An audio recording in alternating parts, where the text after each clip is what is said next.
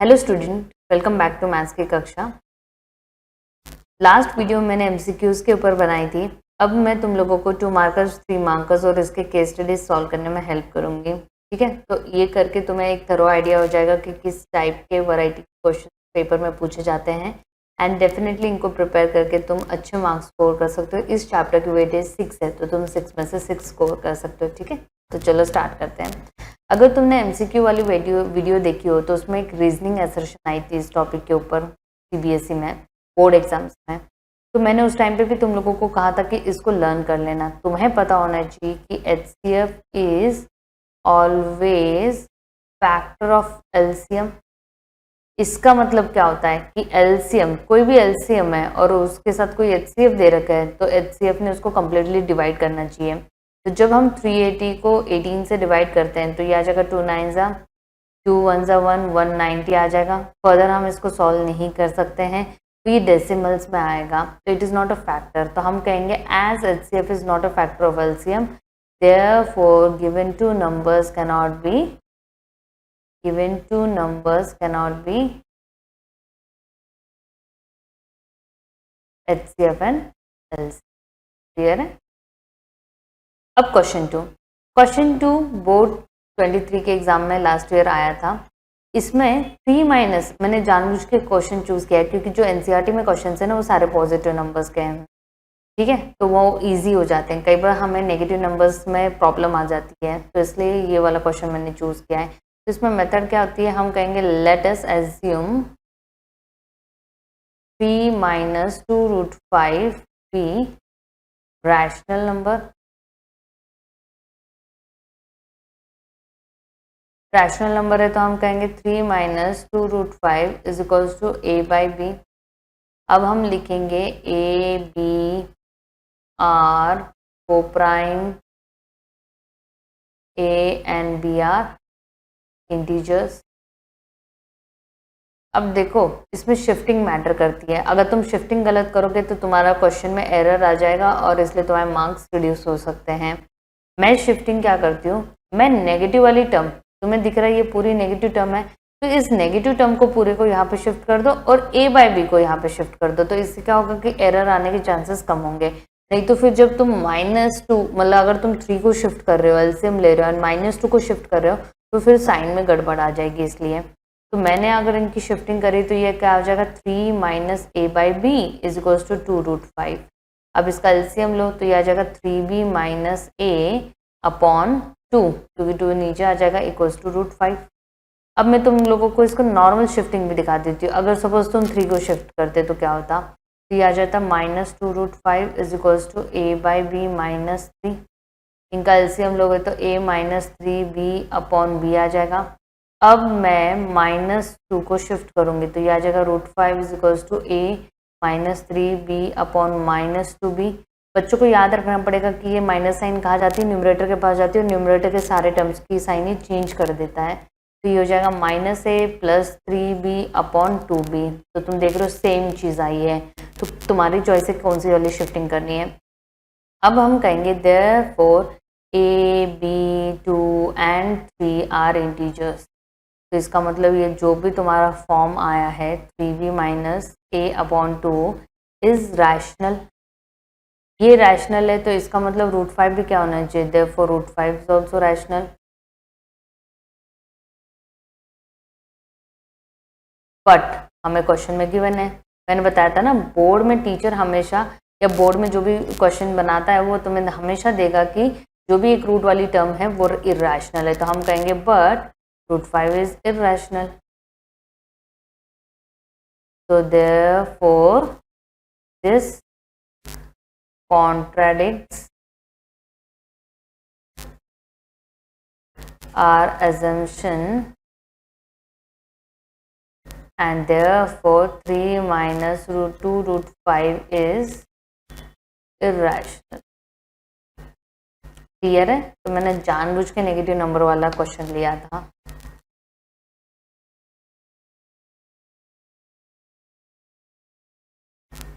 Third में देखो, show that 15 raise to n cannot end with 0। ये अगेन हमने एनसीईआरटी में भी किया था और मैं ये दिखाना चाह रही थी कि आइदर क्वेश्चन एनसीईआरटी से आएगा या जैसे एक्स्ट्रा क्वेश्चंस मैं करा रही हूँ उसी से सिमिलर आएंगे, तो इसलिए मैंने जानबूझ के क्वेश्चंस वैसे चूज करे हैं। तो 15 रेज़ टू n है, हम कहेंगे 15 रेज़ टू n को जब हम प्राइम फैक्टराइज करेंगे तो क्या आएगा, 3 इंटू 5 रेज़ टू n आएगा। तो हम कहेंगे to and 15 raised to n with 0 there should be 2 and 5। तुम्हें याद रखना है कि अगर कोई भी नंबर को 0 से एंड करना है तो उसमें ये दोनों नंबर्स होने कंपलसरी हैं। But in prime factorization of 15 there are prime numbers 3 and 5 only। the fundamental, बच्चे ये लाइन छोड़ देते हैं, the fundamental theorem of arithmetic guarantees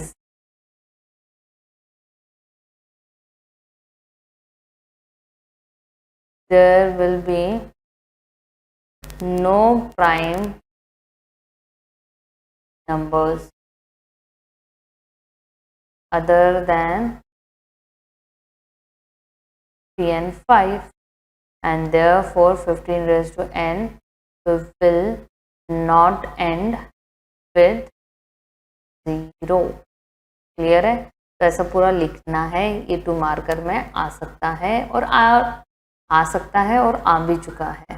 okay, फिर इसमें कह रहे हैं 3 bells rings at intervals of 6, 12 and 18 minutes if all the 3। मैंने क्या बताया था जब मैंने एनसीईआरटी के क्वेश्चंस कराए थे, मैंने तभी भी बताया था टाइम देखते ही सोचना ही नहीं, सिंपली क्या करना है, इनका एलसीएम निकालो। तो चलो 6, 12 एंड 18 का निकालना है। तो 2 3 6, 2 6 12, 2 9 18, फिर अगेन मुझे दिख रहा है 2 3 6, 9, 3 1 3 3 9 एंड 1 1 1। ठीक है, अब इनका एलसीएम कितना आया, अगर तुम मल्टीप्लाई करो तो 2 2 4 और 3 3 9, तो ये आ गया 36 मिनट। अब इन्होंने कहा है कि एक बार 6 बजे ये साथ में बेल रिंग हुई थी, तो नेक्स्ट टाइम कब वो रिंग होगी, तो हम कहेंगे देयरफॉर एट 6:36 मिनट पे इट विल रिंग टुगेदर। ठीक है, तो ये आंसर है, याद रखना है, एलसीएम ढूंढना है और जो भी इन्होंने टाइम मेंशन करा है उसमें ऐड ऑन करके वो बताना है। ठीक है,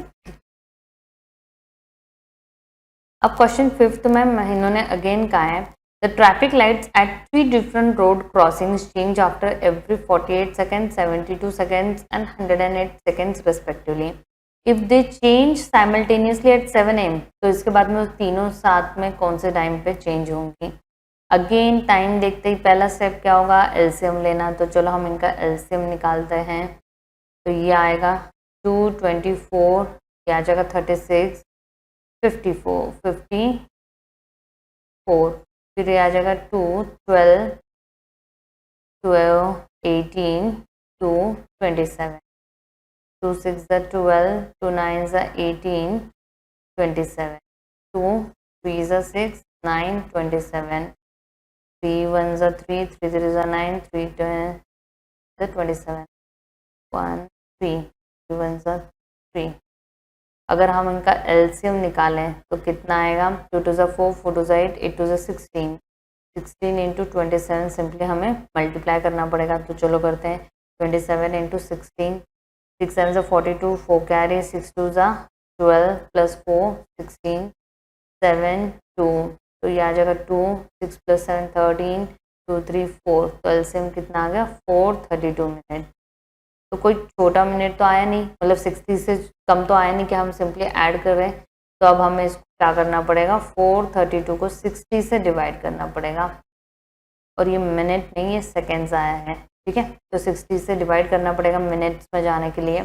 तो ये आएगा 432। तो हमें पता है 67 तो ये आ जाएगा 12, तो ये बचेगा 7 मिनट 12 सेकेंड पे, पर हमें इसको ऐड करना पड़ेगा 7 o'clock में, तो ये बचेगा 7 hour 07 minutes 12 seconds पे, ठीक है।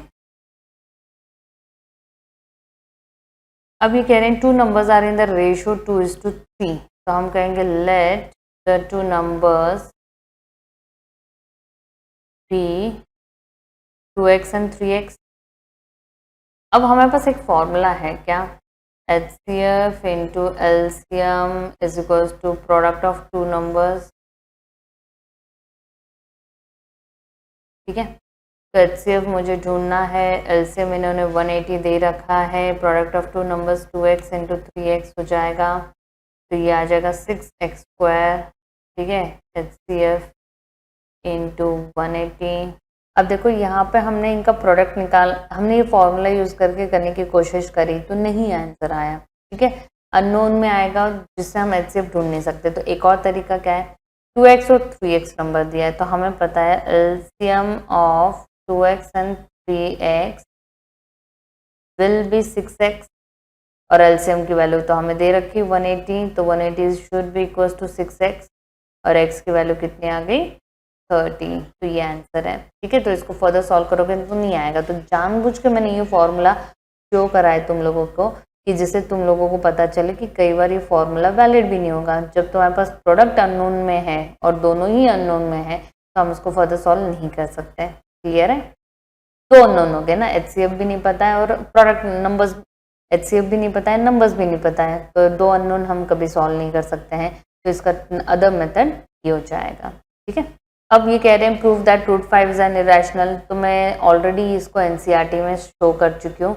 मैंने ये सिर्फ तुम्हें एज अ सैम्पल दिखा रखा है कि देखो ये कुछ क्वेश्चन है NCERT की जो एज इट इज़ पेपर में आ जाते हैं।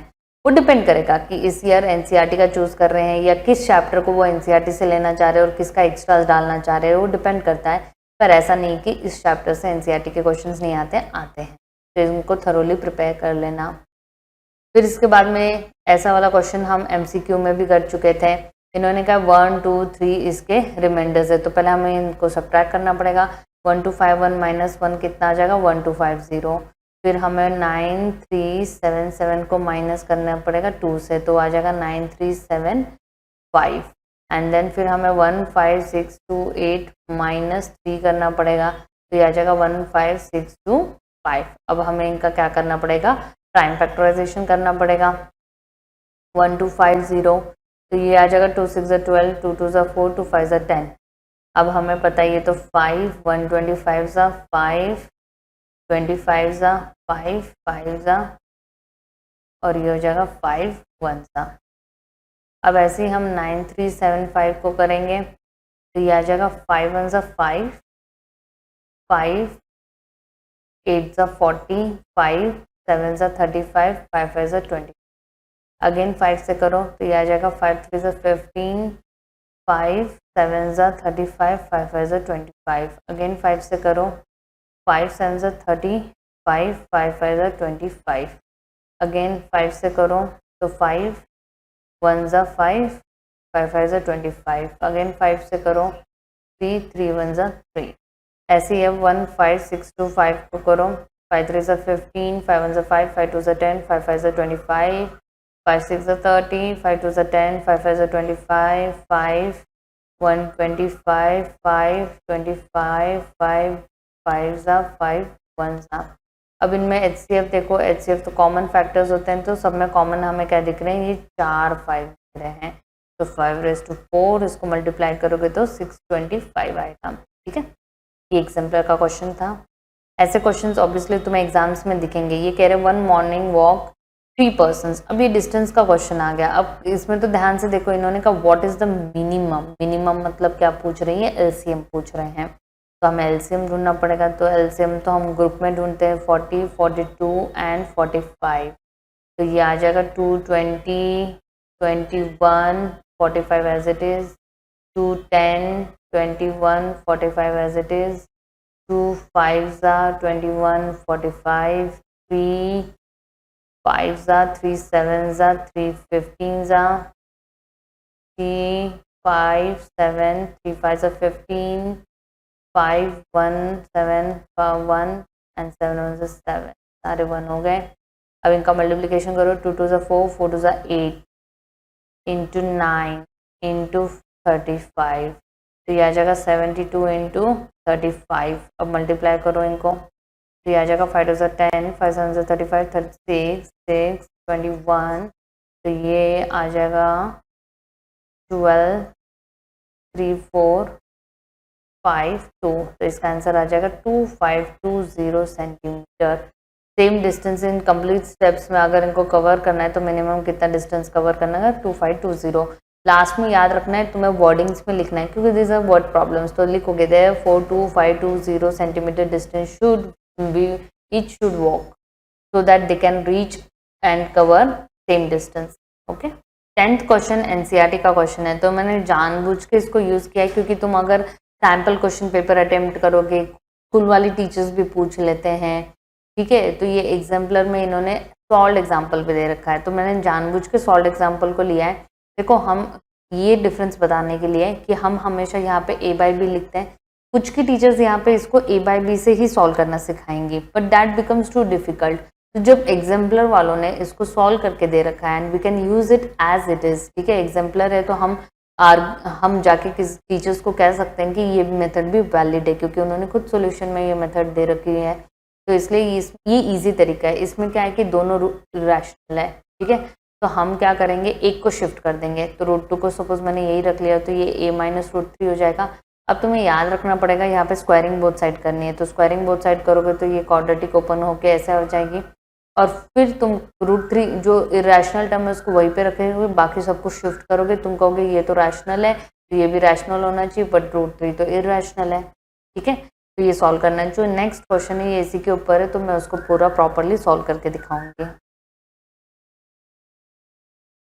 इसमें हमें प्रूव करना है √2 और √5 इरेशनल है। हम कहेंगे let us assume √2 plus √5 is rational, therefore √2 plus √5 is equals to a by b हो जाएगा, ठीक है। हम लिखेंगे a b आर इंटीजर्स,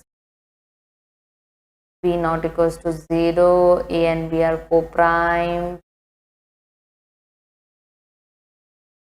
अब मैं √2 को यही रख रही हूँ, √5 को उधर शिफ्ट कर रही हूँ, माइनस √5 हो जाएगा, स्क्वायरिंग बोथ साइड, ठीक है, तो √2 का स्क्वायर क्या हो जाएगा, 2 हो जाएगा, और यहाँ पे a minus b √5 upon b का स्क्वायर हो जाएगा, तो स्क्वायर्स ओपन करो, ये तो 2 हो जाएगा, इसका ओपन होल स्क्वायर आएगा। अब इसको ऐसे a बाई बी से करोगे तो डिफिकल्ट हो जाएगा, ठीक है, इसलिए मैं तुम लोगों को जानबूझ के लिख के दिखा रही थी कि b यूज़ करके थोड़ा कॉम्प्लिकेटेड हो जाएगा, तो अब हम इसको क्या करेंगे, सिर्फ a यूज़ करके सॉल्व करेंगे। अब इसको सॉल्व करेंगे, यहाँ पे हम लिखेंगे a इज इंटीजर, तो ये आ जाएगा a square minus 2√5a plus 5, ठीक है। अब हम 5 और a स्क्वायर को इधर शिफ्ट कर देंगे, तो ये हो जाएगा 2 minus 5 minus a square is equals to minus 2√5a। अब ये हो जाएगा -3 माइनस a स्क्वायर, -2 और a को भी इधर शिफ्ट कर देंगे और सिर्फ √5 को यहाँ पे छोड़ देंगे, माइनस साइन ऊपर दे दो, सबकी साइन चेंज कर दो, तो ये हो जाएगा 3 plus a square upon 2a। अब हम कहेंगे कि 2a and 3 are integers, therefore 3 plus a square upon 2a is integer, is rational number, and therefore √5 is also rational,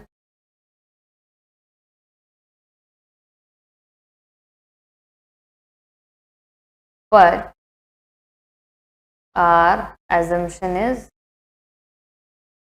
wrong as √5 is irrational and therefore √2 plus √5 is irrational, ठीक है। अब है in seminar the number of participants in maths physics and bio are 336, 240 and 96. Find the minimum numbers of rooms required if in each room same number of participants are said to be seated. ठीक है, अब देखो तुम कहोगे ma'am minimum कह के तो अपने कहा था एलसीएम ढूंढना है, बट इन्होंने क्या कहा है कि minimum numbers of rooms should be required. ठीक है, minimum number of rooms required. तो ये कैसे सॉल्व होगा? जब मैं 336 और 240 और 96 का एचसीएफ निकालूंगी और in each number of participants को डिवाइड करूंगी तो मुझे क्या देंगे? मिनिमम नंबर्स देंगे. ठीक है, तो जब हम एचसीएफ की वैल्यू ढूंढ के उसको डिवाइड करेंगे तो हमें मिनिमम वैल्यू मिलेगी. तो हम कर लेते हैं 2 1 1, 2 6 12, 2 8 16, 2 8 16, 4, 2 42, 2 21, 3 7 7.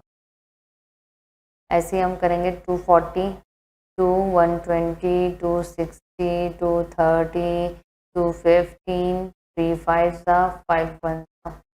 फिर 96 को करेंगे 2 4 2 8 16, 2 24, 2 12, 2 6, 2 3, 3 1 3. अब हमें दिख रहा है कि 1 2 3 4 4 2s है सबके पास, ये देखो, और इसके पास भी 4 2s है और एक 3 है सबके पास. तो हमारा जो एचसीएफ है वो क्या आएगा? 2 2s 4, 4 2s 8, 8 2s 16, 16 into 3 that is 48 आएगा. इन्होंने कहा है ईच रूम के लिए पूछा है इन्होंने मिनिमम, तो हम कहेंगे देयरफॉर मैथ्स कितने आएंगे? 336 अपॉन 48 इक्वल्स टू 7 आएगा. देन फॉर फिजिक्स हम कहेंगे 240 डिवाइडेड बाय 48, तो हमें दिख रही है 10 ये 2 और ये 5 आ जाएगा. एंड फॉर बायोलॉजी ये आ जाएगा 96 डिवाइडेड बाय 48, तो हमें दिख रहा है 1 2. तो हमने इंडिविजुअली निकाल लिया है. अब हम इन्होंने कहा कि मिनिमम नंबर ऑफ रूम्स, तो मिनिमम नंबर ऑफ रूम्स क्या होंगे? इनका एडिशन होगा. तो हम कहेंगे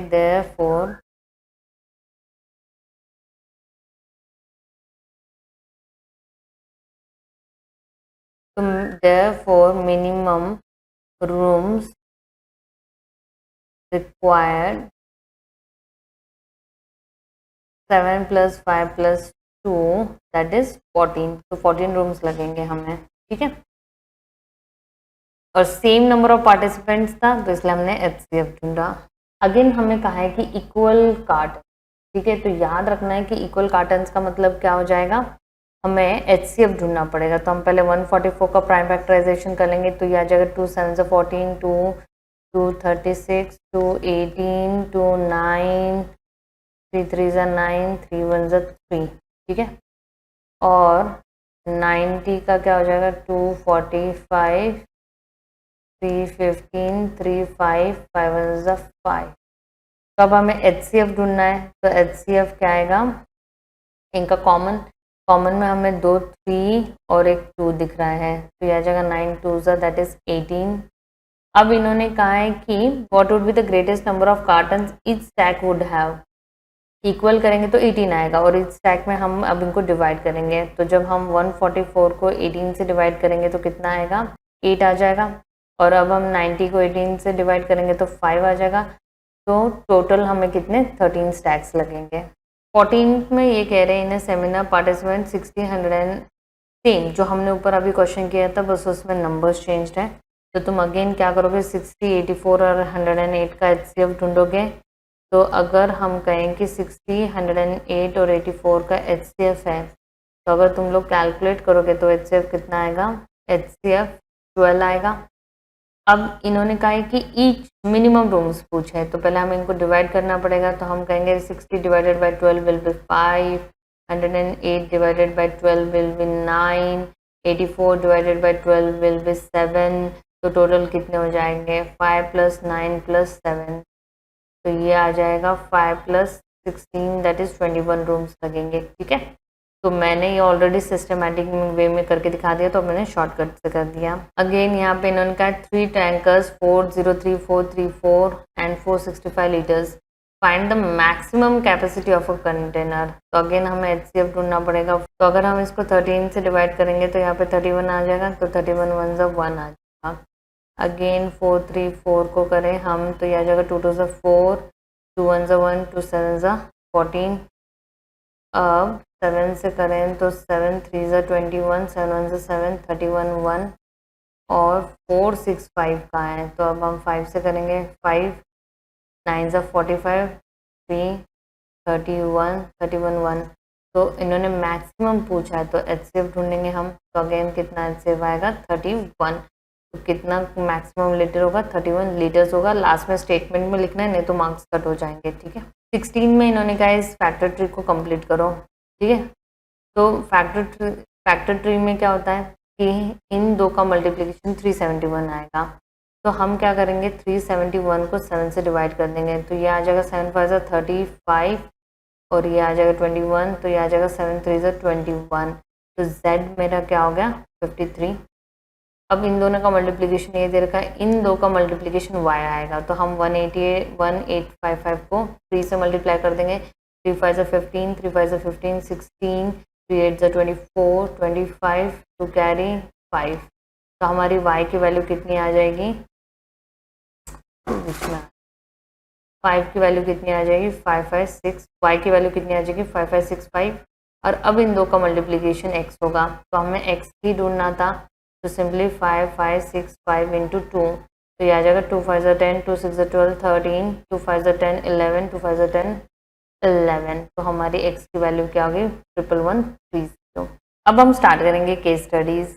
अभी कहते हैं Tania 54 football, 72 volleyballs and 63 basketballs and she want to put them in a binder. Each page of the binder should have cards from a single sport and there should be the same number. Same number आते याद रखना है, HCF ढूंढना है।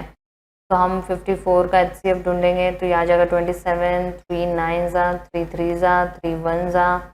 फिर 72 का भी HCF ढूंढ लेते हैं तो ये आ जाएगा, तो सॉरी प्राइम फैक्टराइजेशन, 72 का प्राइम फैक्टराइजेशन कर लेते हैं। 36, 2 18, 2 9, 3 3 ज़ा 9, 3 1 ज़ा 3 एंड 63 का कर लेते हैं 3 21, 3 7, 7 1 ज़ा 7।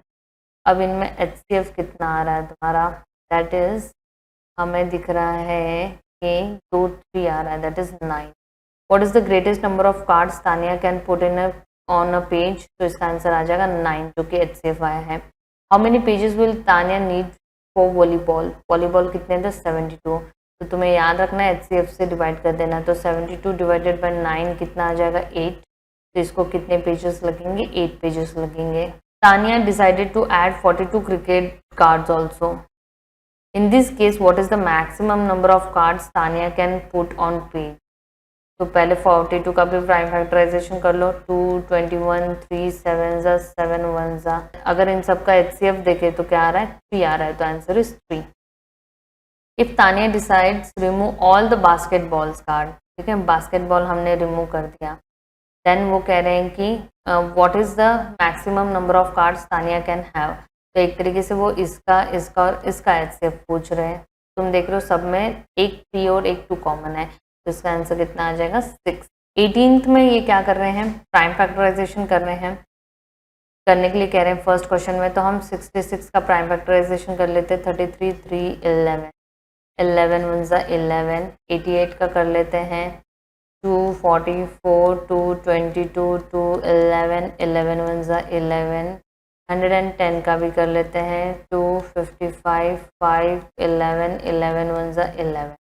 सब में कॉमन तुम्हें क्या दिख रहा है, एक 11 एक 2 दिख रहा है।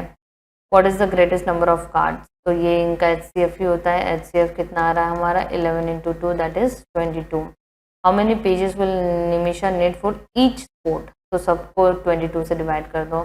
तो 66 divided by 22 is 3, 88 divided by 22 is 4 and 110 divided by 22 is 5।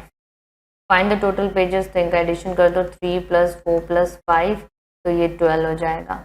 ठीक है, क्वेश्चन 19 अगेन इसमें भी वही कह रहे हैं कि 594 स्टूडेंट्स हैं, उनको need to march behind a band of 189, the 2 groups in the same number of columns and find the sum of the powers of 594 594, ठीक है। तो ये आ जाएगा 2 2 ज़ा 4, 2 9 ज़ा 18, 2 7 ज़ा 14। फिर हम देख रहे हैं 3 9 ज़ा 27, 3 9 ज़ा 27, 3 33 ज़ा 3, 11 ज़ा 11 1 ज़ा। इन्होंने कहा है कि sum of the powers of prime. तो अगर मैं इनको पहले फैक्टर के फॉर्म में लिखूँ तो ये 2⁻1 3 का क्यूब इंटू 11⁻1 आएगा। अब इन्होंने सिर्फ पावर्स के एडिशंस बोला है, तो 1 + 3 + 1 दैट इज 5 आ जाएगा। Find the number of students in each column. तो पहले हम 189 का भी प्राइम फैक्टराइजेशन कर लेते हैं। तो ये आ जाएगा 3 6 ज़ा 18, 3 3 ज़ा 9, 3 21, 3 7 ज़ा 7 1 ज़ा। तो अगर हम इनमें कॉमन देखें तो 27 कॉमन है, तो इसलिए यहाँ पे आंसर आएगा 27। What is the maximum number of columns in 594? इसका मतलब मुझे 594 को 27 से डिवाइड करना पड़ेगा। तो 27 1 ज़ा 2 ज़ा 54, अगेन 54 आएगा, तो 22 आंसर है। एंड अगेन इन्होंने कहा बैंड मेंबर्स में, दैट इज 189 को हमें किससे डिवाइड करना पड़ेगा? 27 से। तो हमें दिख रहा है कि ये 27 7 ज़ा है, तो इसका आंसर 7। अब ये जो 20 वाला क्वेश्चन है ये लास्ट ईयर के केस स्टडी में आया था, ठीक है। तो हम ऑलरेडी ये क्वेश्चन 12 में कर चुके हैं, अगर तुम्हें याद हो। तो क्वेश्चन 12 में हमने इनका HCF ढूंढ लिया था। तो इनका HCF कितना आया था? 48 आया था। फिर इन्होंने कहा how many stacks are use to arrange all the mathematics books. तो मैथमेटिक्स 336 था, तो हम 336 को 48 से डिवाइड करेंगे, विल बी इक्वल्स टू 7।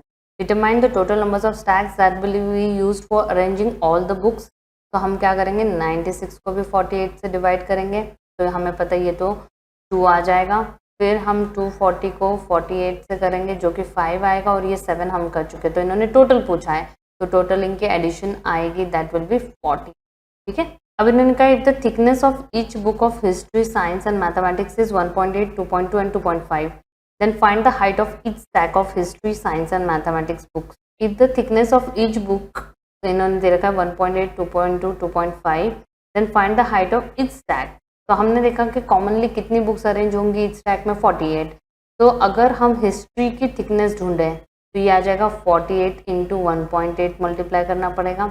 फिर हमें साइंस के लिए भी 48 इंटू 2.2 करना पड़ेगा, एंड इसके लिए जो मैथ्स है उसके लिए हमें 2.5 इंटू 48 करना पड़ेगा, ठीक है। तो ये इसका और इनके कैलकुलेशंस किए आ जाएंगे, तो ये आंसर है। तो देखो अब तुम लोगों को आइडिया हो गया होगा कि किस टाइप के क्वेश्चंस बोर्ड एग्जाम में पूछे जाते हैं, ठीक है।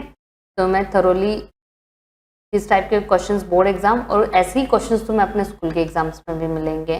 तो डेफिनेटली इन वीडियोस को थॉरली देखो, अच्छी तरीके से देखो, रिपीट करो, परफेक्ट करो, एंड इस चैप्टर से अगर कोई भी क्वेश्चन आता है डेफिनेटली तुम उनको अटेम्प्ट कर पाओगे and you will score good marks, ठीक है। Thank you.